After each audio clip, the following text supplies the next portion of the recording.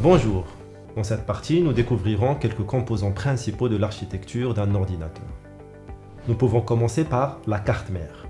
Pourquoi me diriez-vous? Tout simplement parce que c'est le composant central de l'ordinateur. En effet, elle permet de connecter tous les autres composants entre eux. Il faut noter que les cartes mères ne sont pas universelles, c'est-à-dire elles ne fonctionnent qu'avec les microprocesseurs qui leur sont compatibles. J'ai dit microprocesseur, mais qu'est-ce qu'un microprocesseur? Vous pouvez le considérer comme le cerveau de l'ordinateur. Il permet d'exécuter les instructions dans un ordinateur et sa vitesse est déterminée par sa fréquence en Hertz. Donc, toutes les instructions sont exécutées par ce composant. Un autre composant important dans votre ordinateur est la mémoire vive ou la RAM pour Random Access Memory. Ce composant permet de stocker les fichiers ou instructions courantes de votre session. Ainsi, un ordinateur ayant une capacité de RAM importante, par exemple supérieure à 4 gigaoctets, sera plus fluide et bloquera moins. Notons que la mémoire RAM permet de sauvegarder les informations uniquement si la machine est en marche. Lorsqu'elle sera éteinte, toutes les informations de la RAM sont supprimées.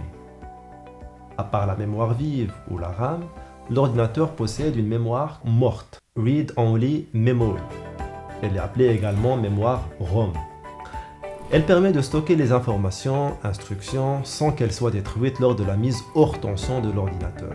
Par exemple, les instructions nécessaires au démarrage de l'ordinateur sont stockées dans la mémoire ROM. Un autre composant essentiel de l'ordinateur est le disque dur. Ce dernier permet de stocker les fichiers d'une manière permanente. Il existe 3 grandes familles de disques durs. Les disques durs avec un branchement IDE, les disques durs avec un branchement SATA et les disques durs avec un branchement SSD. Ces derniers, c'est-à-dire les disques durs avec un branchement SSD, permettent de sauvegarder les informations plus rapidement, mais ils sont plus fragiles. Tous les composants ayant pour objectif de stocker une quantité d'informations telles que la mémoire RAM ou ROM ou le disque dur disposent d'une capacité de stockage. Celle-ci peut être exprimée en bits et bytes. En français, on dit octets. Un bit correspond à une valeur binaire, 0 ou 1. Un octet est équivalent à 8 bits.